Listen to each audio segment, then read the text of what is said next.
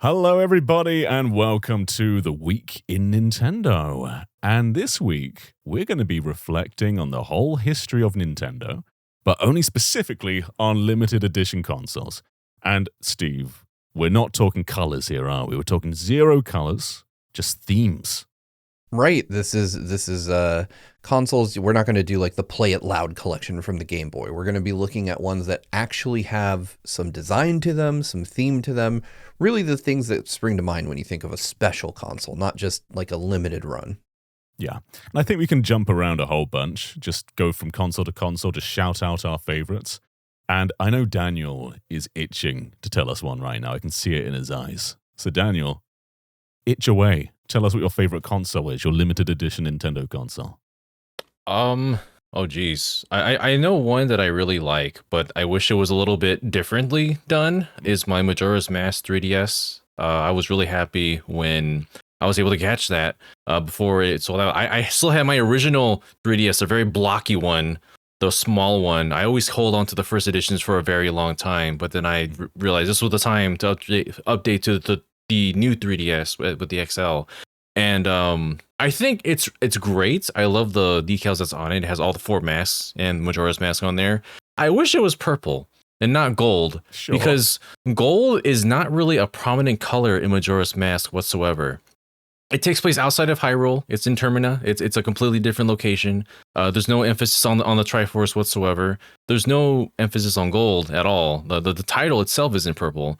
So I think if that was a more purple console or some other color other than that, I think I would have been fine. Like the original N64 cartridge, it is gold. I have the one that has like the lentil little front where you can kind of make the image slide side to side. But I don't know. It just feels like it needs to be a different color and not gold. That's my only gripe with it. But I still like it quite a bit. On the flip side of that, another really cool Zelda 3DS is the Link Between Worlds 3DS XL. And I think this one it cures the color problem you have, because the top of it is gold and the bottom of it is black, and it's got the inverse Triforces. You kind of get like the high rule, low rule dynamic. Yeah. Yeah, you have it's a perfect design solution in itself, because it solves its own problem. The top version is the gold Triforce, that's high rule. It flips over to the the inverted one for low rule, as you were going to say anyways. And I think that was a really well-made solution for that one in particular. And it's very simple. There's no other designs on it. It's just a Triforce on top and bottom. But I think there's a lot to be said for its simplicity. I like that it's not obviously just that one specific game as well. Obviously the inverted Triforce is, but I like these limited editions where they're not just plastering a game logo on them, because it feels like you're branding your system with one game. I like that kind of more all-encompassing design. But 3DS has so many, and I'm sure we'll talk about a bunch of them. But Steve, throw us any console you want. I'm going to go with one that I think a lot of people are going to call out, and that is the NES edition of the GBA SP. Mm-hmm. Objectively one of the coolest looking ones. It was my daily driver Game Boy Advance SP for a while, and in the stupidity of youth, I traded it in to get a different one. My current GBA SP is the Naruto edition, which is also pretty hard to find, but man, I just love that NES one so much. From a design perspective, maybe not Nintendo's finest work, because the NES printing on it was just a sticker. It could peel off over time, and it was really rough on the hands. It felt weirdly coarse when you were holding it, but just opening it up and seeing that NES homage with the red buttons, the black D-pad, the select and start icon, labeling on it, it just felt like I was holding something, from 20 years ago back then. So now it would be even more nostalgic to hold. And I just wish that I had never gotten rid of that thing. Everything down to the box was just really cool with this one. I've also really liked the Famicom Game Boy Micro, which I think might have just been a faceplate as well. But that was always really iconic. That wasn't just a faceplate, because if you got it bundled, it was also on a burgundy GBA SP with gold select and start buttons on the bottom. So it was a bespoke special edition, fully. If you got it, you could buy the faceplate separate, but if you got the bundled console, it actually was, I believe, a fully special console. Dang.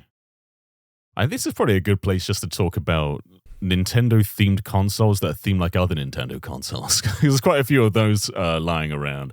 They do There's so obviously many the with game- the 3DS, the DS, well, not the DS, the 3DS had an NES version, a Super Nintendo version for the 3DS. As you mentioned, the Game Boy. I really wish I had a Game Boy Micro. I would have loved to get the Famicom version of that one. I never had a Game Boy Micro, unfortunately. But no, there's so many consoles that they just kind of mimic those other consoles. Yeah, and the new 3DS was already kind of doing that as a standard by going back to the Super Nintendo like colored buttons. Like you have like yellow, green, red, all those on there. And with the Super Nintendo one for Europe and Japan, like there was just a natural fit to do that. But then you're telling me earlier in the American version, they went with the purple lilacs in the like interior buttons for that limited edition. Yeah, I'm pretty sure on that one. I never owned it, but now you've got me checking. I'm gonna. We got to fact check this, but it's Yeah, super cool if that is the case. It feels like that is definitely how it was, but Yeah, I also but that's just a really cool design in all though, because like you look at the bottom of the 3DS and you kind of get like the cartridge slot on there, you get like the power and reset button. When you fold it out, you just get the entire vertical console just portrayed, which is just sick. Yeah, it's wonderful. And just confirming real quick, yeah, it did have the Cool. purple buttons. Even the two tones, so like the Y and X were lighter and the B and A were darker. And that is one that is like a holy grail wish list DS for me. That's one that I've always wanted to have, never had in my collection. Because fortunately, by the time DSs came around, I was smart enough to like plan better and just hold on to the ones that I really love. So I still have all my 3DSs. And I just really, really wish I could have gotten my hands on this one. This one is just so cool. But I will say that I think the European and Japanese version is way better. It just depends which Super Nintendo you prefer in general, I guess. Yeah, it's I think as somebody who just really likes kind of the playfulness, like when Nintendo gets into using color in their products, N64, I love the button layout and colors used in the buttons. And the Super Famicom for me is just, I think it's a bit cooler than the purple. Like I think people will resonate with the purple if they grew up with that. I grew up with that, but I remember being a kid and finally seeing a Super Famicom controller or a European Super NES controller and just being like, wow, theirs looks way more fun than ours. Like what happened? Speaking of like Super Nintendo, it was rare in that era to get themed consoles. Like looking back through all of these, like NES and Super Nintendo and even N64 don't really have that many. But you turn to the handhelds and there's so many, but which I guess makes sense because they're more personalized. It's a bit more to you. You're holding the physical thing, so it makes sense to theme them around. But like Game Boy, GBA, DS and 3DS in particular, so many. But I do want to shout out the Pikachu N64, which was the one my wife had. So when we sort of took her game stuff and like merged our stuff together, we got like her N64 and part of this collection. And it's so rad because like, the Pikachu cheeks light up when the system's on, the reset button's on Pikachu's foot. There's like a limited edition controller with it as well. It's one of the few times they actually did a like specific N64, and it's a super cool one. Yeah, there was this idea I remember reading a long time ago about how Nintendo approached the design of consoles, particularly in the US. And there was this idea that consoles couldn't look like toys. They wanted them to look like consumer electronics. At the time, like the NES was designed in America to look like a VCR because they wanted parents to go out and buy it and not be embarrassed that it was in their living room next to all their other stuff. That's kind of a weird notion these days. But I feel like the N64, the Pikachu N64 is the first time that they were just like, you know what, games are big enough. We can get away with this. Let's just build one that's really fun to look at. Totally. But throw us more, Daniel. More. Yeah, that N64 was so funny. That was when they really started to decide like, oh yeah, we can just kind of mess around and do whatever we want with these. GameCube unfortunately didn't really have anything like that. They were just like different colors and different little decals on the circular screen on top that has the where the disc goes. Like there's a Japanese only Tales of Symphonia one, but it's just teal. That's like the only thing, and has Lloyd's head in the middle. And also it came with the Game Boy player also was teal as well. So it was like a complete color modification. That's not really very common, actually. The Game Boy Color was always like black in most cases, but that usually some of these special editions had a unique color that went for it, which I thought was really cool. Yeah, I'm not so fond of the GameCube ones. Like Resident Evil 4 had one as well, and you're right. It just kind of takes that little faceplate out from the disc drive, and it just looks. It's like this. This isn't the Resident Evil 4. This is the GameCube. I'm not fond of that stuff. Yeah, the Pokemon XD Gale of Darkness. It's just a Platinum GameCube, but the little decal in front is that's the only thing that's different that has Dark Lugia in it. So they're just not as interesting, unfortunately. Yeah, the Wii didn't have much either. Like the Wii had some limited colors, like the red Mario one. Yeah, nothing really that special. There was always the elusive green Wii, which is in the Nintendo Museum, but we can't have that. And the Wii U didn't have that much either. Like they did a few occasional ones, but they were pretty dang boring. Yeah, the Wii U had the legendary Zelda special edition that was just basically a stencil on the gamepad and nothing else. I remember being excited for a Zelda edition Wii U and then seeing it and being like, I'm okay. I don't need this.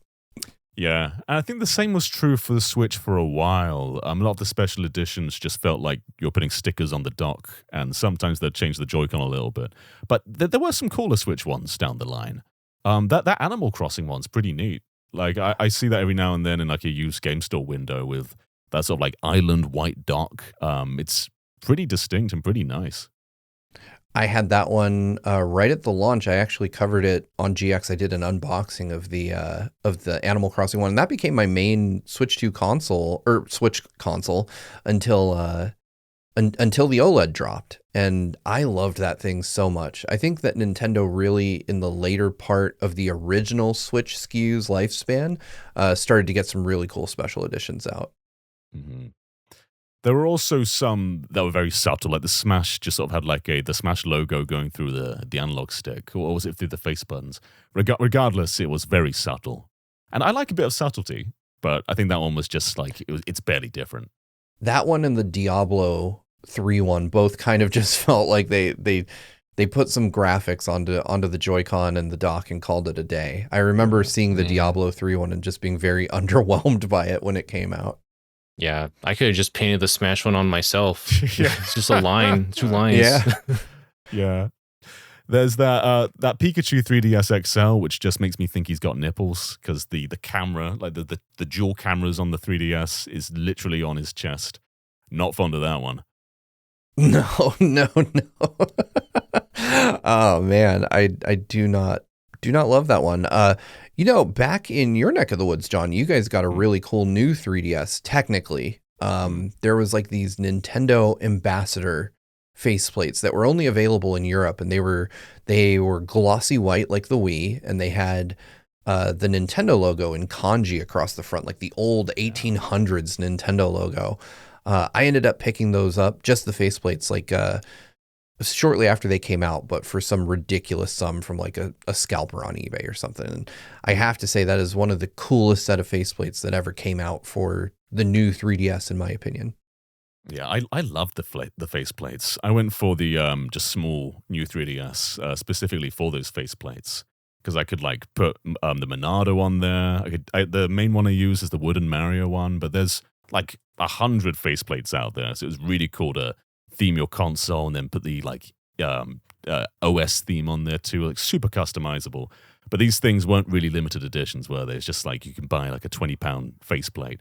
But they did do it a few times. There were a few bundles which only came with that faceplate and you couldn't buy them elsewhere. And one of my favorite ones is the Mario Maker one, which just had like all the amiibo costumes in there, which I don't think were even in the 3DS version. But you can put them on your 3DS and have like 8-bit Link, 8-bit Wii Fit Trainer, 8-bit Fox, and it's just like a really cool collection of all these Nintendo characters in like their NES forms. I think that one's just super cool. I was always really jealous of that one. I never ended up picking those up. But interestingly, I did end up rocking the wooden faceplates the same as you. I always liked the way you could make part of the console feel different with those faceplates. Yeah. I also had like the Atari 2600 almost, that sort of wood grain on it. Yeah, such a great console. I have 2 of those. I have a Japanese and an American one, just because I refused to buy the XL for the longest time because I liked the creativity of the smaller one. But yeah, not a lot of actual special editions coming out of the new 3DS, the smaller new 3DS. I think we had an Animal Crossing Happy Home Designer bundle that just came with a big old Isabelle on the faceplate. I remember thinking that was just kind of weird. Like I didn't love that one. One of the early 3DS ones, and this was also available for the new 3DS, was Fire Emblem Awakening. Like there was a nice little decal of the Falchion and some dragons on the sides. It was just a blue DS, so it didn't do too much, but that was one of the early one for the original 3DS, and they applied it to a new 3DS as well, which I thought was really cool. That is really cool. I don't get tempted to buy limited edition consoles that much. Like I admire them from afar. But one that I have been tempted for years now is the Dragon Quest new 2DS XL? Yeah. It's only in Japan, and it is just like a melted metal slime, and it has this sort of 3D look to it. I don't know if you can physically like go over the bump or not, but it kind of looks like you can. It's probably 2D, but it just looks super elegant and nice. And it's going back to what I was kind of saying earlier. My favorite ones aren't sort of limited to one game. It's like this is more like a character. You know, it just kind of gives you that sort of elegance and not just a big brand. It's super cool, super nice. Yeah, when we were talking about doing this episode, I looked that one up and it rocketed right up my list of consoles that I want. Like I saw some pictures of it and it's just really cool and reflective. And I just had to put my hands in my pockets. I'm like, there's no way. I'm not buying another 3DS. I think I have like 6. I was like, I need to leave this alone and not do it. But I'm with you on that one. Another new 2DS XL that I really want, and I never saw it in person until I went to your wedding, John, and Xeon had it, is the Hylian Shield 2DS. Like I'd never seen one in the wild until Xeon just whipped it out, because of course he was street passing at your wedding too. And man, that thing is so cool. That might be my favorite 2DS I've ever seen. It's like actual, like, you know, it's not just a graphic laid onto the 2DS. It's like actually sculpted onto the top. You just have the Hylian shield like built into the lid, and then on the bottom it's you know, fully gray. It's not like they just bolted a custom top on. Like it's fully themed. I really like that one, and that one goes for an eye-watering price on the secondary market. Like I think here in the US it's like $1,000 to get one that's brand new. Yeah, just if you see Xeon, just rob him. Like, that's the easiest way to get it. New 2DS XL actually had quite a few cool ones. I never really bothered with the new 2DS XL because I love the 3D so much, but that Pokemon had 2 really cool ones. Like there's one that's just Pikachu's face, which also looks like it's engraved, like it looks like his nose comes up. And then there's also the Pokeball one, which is incredibly nice looking. Yeah, those are really cool. I'm surprised they didn't try to go for one that looks like a Pokedex. So when you open it, it like comes open. Because something that does something similar is the Persona Q one, which I really wish I had. The design is sideways, but that's because it mimics the like Persona Compendium, the little book that you open up. So it's like it says La Grimoire on top of it, and the backside has all the characters on it. I really like that one. But yeah, not a lot of them use the idea that it folds very often with that concept. No. You know, going back to a different console a moment, because I think we can just talk about 3DS the entire time. But Game Boy Advance was pretty anemic. Like sometimes they'll change the little symbols around the bezel, like put a little character or graphic or two. It's not that interesting. Game Boy Advance SP though had like a really cool. It was just like a little square, and you could do a lot with that design. And 2 of my favorites are it's the Kyogre one. That's one of my favorite ones. Just this rich blue with the sort of golden eye. Then you've also got the Groudon version, which is kind of like that, but I think it's a bit more striking with Kyogre. It's just a really, really nice design. SP's got a few cool ones like that. But yeah, these 2, just big, bold Pokemon. But they don't feel like stickers. They're sort of drawn on in a cool way. Yeah, it's so minimal, but it's very effective. They did that with a few of these on the Game Boy Advance SP. Yeah, they Otherwise, most of them are just kind of like decals that you just kind of stick on, your Game Boy. Yeah. I mean, one of the most famous ones is the tribal one, right? Which I think is more famous for the Mario render where he's exposing his tribal tattoo. That is such a product of its time. I don't think there's anything more early 2000s than a Game Boy with a tribal tattoo on it. And what's the lore on that? Did Mario get it removed? Or is this like later in the Mario timeline where he settled down and got tattoos? I feel like he's a bit like the Doctor. He just travels through time. So we're probably seeing like a later Mario that has finished his adventures and has decided to start getting tatted up, you know? Yeah, I think that's true. Yeah, that's canon. Yeah, it is canon. Throw us more, though. More. Let's see. As far as special edition consoles go, this is going to be a weird one. And I don't know why I've been drawn to this console for as long as I have been. But there's something I just really like about the Hanshin Tigers GameCube. I couldn't explain it to you because I look at it and I'm like, it's ugly, but I want it. It's like a GameCube that is just clad in their uniform. Like they made a skin out of the uniform and wrapped it around a GameCube. I don't know why a Japanese baseball team has a bespoke GameCube. I don't know who wanted it, but apparently I'm one of those people and I don't like baseball. So I don't, I think I just want to have a really weird GameCube in my house. It's like tacky in the coolest way. Yeah. It's like so weird. Like people would walk up to it and be like, "What's wrong with it?" And they're like, "Oh, it's supposed to be like that." Yeah. What do you mean it's insanely expensive? Yeah, Why? I do kind of jive with this though. It's more than just the little circle that's changed. They've also like put stripes down all along it. Yeah, exactly. Like it looks like it's wearing a little baseball uniform. I'm like, that's kind of cool. I could mess with that. I like that. Yeah. But let's keep moving along. Daniel, throw us more. I won't linger on this too long on 3DS because we talked about the 3DS a whole bunch. But Yeah. Monster Hunter gets a lot of special editions. Like I think there was at least 4 different kinds of 3DSs throughout the entire lifespan that had Monster Hunter on it. And then the Switch editions also they're always so like artistic and elegant. They're not always just like straight up the character. There are a lot of flowing designs for each one of them. And the Switch also did this too with like on the dock for Monster Hunter Rise. I think those and the Joy-Con, like they're not super like in your face, but I think they're just enough to give you an idea like, oh yeah, this is a special edition for a series that I know. Mm-hmm. Yeah, it's a cool way of doing it. I'm looking at the DS, and I think standard DS didn't have that many cool ones. A lot of them just felt like, here's a sticker. DSi was where it started to get a bit more interesting. I think partially because they have the camera in there to work around as well, so you've got to be a bit more creative. The Kingdom Hearts 358 over 2 days one is pretty nice. But I also like the Maple Story one, which I hadn't seen before, where you just get this standard red, and then the sort of characters like go around the camera. Very minimal, but I quite like that one. That's really cool. I'm gonna have to shout out this one just because I kind of poo-pooed on it earlier, but I do actually really like the Naruto Game Boy Advance SP.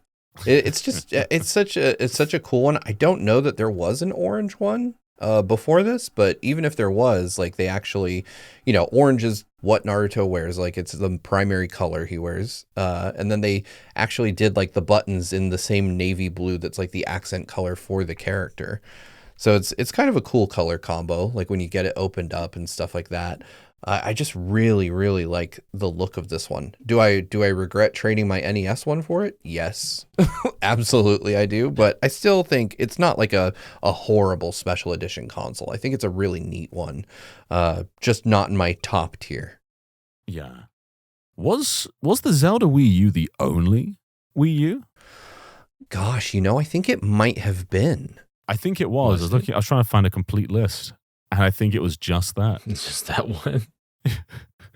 Yeah, I know it's not technically a special edition, but one of my favorite Switch 1 consoles that was ever done was the Labo Switch 1. I mean, that thing was just so rad. It was a giveaway, so you couldn't go and buy it, but I think like a handful of people got one. And that's one that I've just always wanted, because they did the Joy-Con up like cardboard. They did a cardboard looking dock for it. They got rid of the Switch logo on it, so it just said Labo on the front. Like I felt like that was just such a cool thing. If that had been for sale, I absolutely would have bought it. It's so like of its time as well. Like no one really talks about Labo anymore. I think Labo's pretty cool, but is there just some guy out there with just a Labo Switch under his TV right now? I hope so. Right, casually. Yeah. Probably. Just still flexing the Labo Switch one he got in like 2018. Yeah. I feel like it's just such a cool thing. But I think the Switch, had quite a few really good special editions. As a matter of fact, I'm staring at the case for it. I don't have the console near me, but the Mario edition Switch one was also really cool, because that was the first time we got like a fully color swapped console. We got a red Switch one, and I don't think they ever did it again. Like they did it again with the OLED, but in terms of the original Switch one, I think Mario was the only franchise to get like a fully shell swapped Switch. It becomes like the only way to get the Joy-Con as well. Like I remember the Mario one, they hadn't done they weren't selling the red Joy-Con separately back then. It's like if you wanted red, you had to get that bundle or buy the Joy-Con separately on eBay or something. Yeah, well, the funny part of that too is that they never reissued the Mario red Joy-Con. So there was like a different red Joy-Con that came out that was like slightly different. And I remember that was so infuriating, because they're like, no, we're going to save this specific shade of red just for this console you have to buy. But then I think in Japan, and I could be wrong, I think in Japan you could just buy the Mario red Joy-Con like by themselves, but you had to import them. Oh, weird. Yeah. There's some, I think they were able to do that. Like, I think the Animal Crossing, like those pastel colors were available separately at some point, maybe in Japan. Yeah, those are so elusive. But man, one of my favorite ones, and I love how they work with color with these ones, are the Splatoon special editions. Yeah. Like, they all the Joy-Con for these ones, like they do a gradient. Like for, I believe, Splatoon 3, it's like a blue to purple, and then like a yellow to green, because they always do the complementary colors. It looks so nice. And then I think on the back of the Switch as well has some design to it too. Yeah, that is a nice one. Yeah, it's cool when Switch Lite does it as well, because obviously with Switch you can change the dock, change the Joy-Con colors, and a lot of the time it's pretty subtle. Switch Lite though, you're kind of stuck with what you have.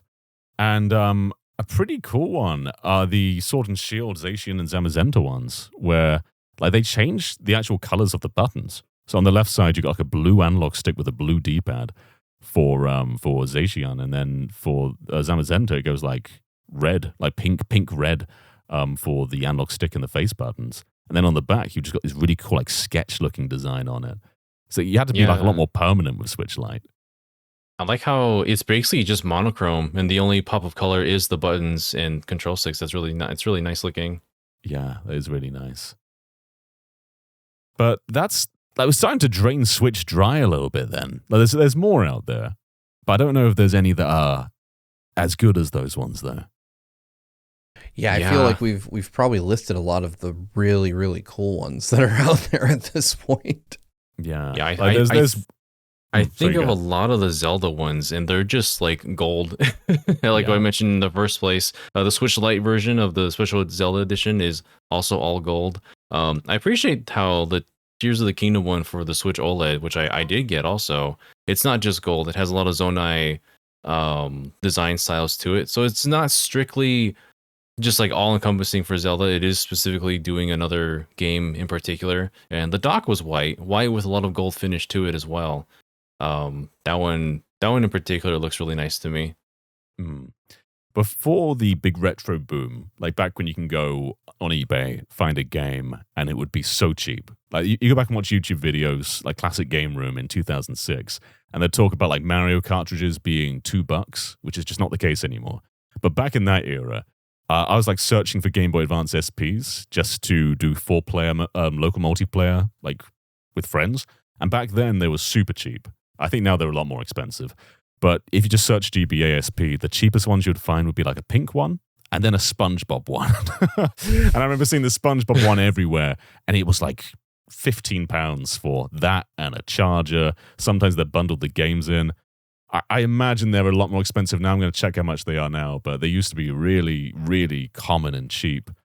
It's just his whole face is just square, and the entire console just looks like a sponge with holes in it. Yeah, right? Yeah. Now it's £200. But this used to be absolutely everywhere. That's wild to me. That it is interesting to see kind of how retro gaming has exploded in price over the last few years, because it used to be that you could pick up, like you said, consoles that were a generation or two old relatively cheaply, and then get a huge library of games, because it was considered more that you were doing that for younger gamers who were just getting into it, and you didn't want to invest a ton. Now it's just for adults who are nostalgic, and so they're charging us adult prices now. Sucks, but it does suck. Yeah, I built a lot of my collection off things not being expensive, and then all of a sudden, just exploded. Well, yeah, it's very interesting that you say that, because not to go on too far of a tangent, but I recently was kind of on the hunt for old Persona games, because I've recently gotten into the series. I'm a more recent fan, and I wanted to try to play 1 and 2, and I was at a convention, and Persona 2 was like $700 for an American copy. Yeah. And there was a booth around the corner that had a Japanese copy for $40. So yeah. So that spirit is still alive somewhat in Japan. There's definitely been a price hike in retro games over there, but it's still just kind of wild to me just how expensive things have become. Yeah. Like any console we've talked about in this video, you're probably not going to be able to afford them. They're all so expensive. I was actually just checking the price for the Dragon Quest Metal Slime one, which we talked about earlier, and looking at pictures of it, man, it definitely is 3D. Like, it comes out, the slime itself is reflective, so cool. But these are about £200, which would be about what it was new. But it used to be in an era where things, they went down in price. Even the limited stuff went down in price. Whereas now it either stays there or just goes way, way higher than it was ever worth. Yeah. It's unfortunate when you look at a decade old console that's $200, and you're like, oh, that's a deal. Like, maybe I should consider it. Bargain. Yeah. But yeah, I think like if I dig into, I'm trying to think of more like special edition consoles that I really loved. Unfortunately, like the Nintendo's home consoles don't have like the greatest track record for having interesting special editions. No. Like a lot of it was just issuing new color variants for the longest time, and as far as like the NES and Super NES, they just don't have any. There are none. So you really have to lean in Nintendo's history, like on the handheld category. I know that there were some crazy ones. Like, I wouldn't say I love this one, but I remember for the longest they had a Seattle Mariners one because they owned the team here in the U.S. for a very long time. The former president of Nintendo of America wanted to help the community out, so he bought the baseball team, which is just crazy rich guy behavior. But I will say one that I always wanted to get my hands on, and I don't think from a design perspective it's really cool, but I've always really liked gold Nintendo products. I think it's just because, gold Zelda cartridges, stuff like that, was the Zelda themed DS Lite. There was just kind of it was a very subtle, in my opinion, kind of classy design. Like, it was just gold with a Triforce on it. And I remember looking at that and thinking it was rad, and kind of wishing that I could trade my white DS Lite for that. In hindsight, I love the iconic white DS Lite. But I still really like that Zelda design. And if I remember correctly, it was pretty darn limited. I think it was pretty limited, yeah. I had a friend who had one. Mm-hmm. I was always a bit jealous of it. But yeah, I think it's pretty hard to find now. It's hard to say where Switch 2 is going to go with all this, because we're in that climate now where just manufacturing a console is really expensive and risky. And they're like the stockpiling components, they're building them all in bulk. It's harder to make limited edition stuff when things are just so, wild right now and expensive. I don't reckon we'll get that many in this lifespan. Yeah, it's interesting Yeah. because as we're recording this, Sony has just announced a limited edition Wolverine PlayStation 5. And while I don't agree with many of their decisions lately, I do think one thing they did that was smart was basing the console around faceplates, because they made it easy to just make limited edition, because even if you don't want to buy the whole console, they'll sell you the Wolverine plates that you can put on and essentially make yours a limited edition, similar to how Nintendo did it with the new 3DS. With the Switch 2, we obviously don't have that. There's no customizable component outside of swapping new Joy-Con on, which I think in and of itself doesn't make a special edition console.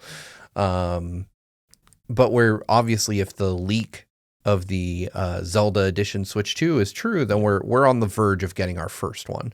And it is a question of how many are we going to do, or how many are they going to be capable of doing? Because if this one is true, it's a pretty cool special edition in terms of the level of effort. I don't know that I love the design necessarily, but like the back is supposed to be like brown.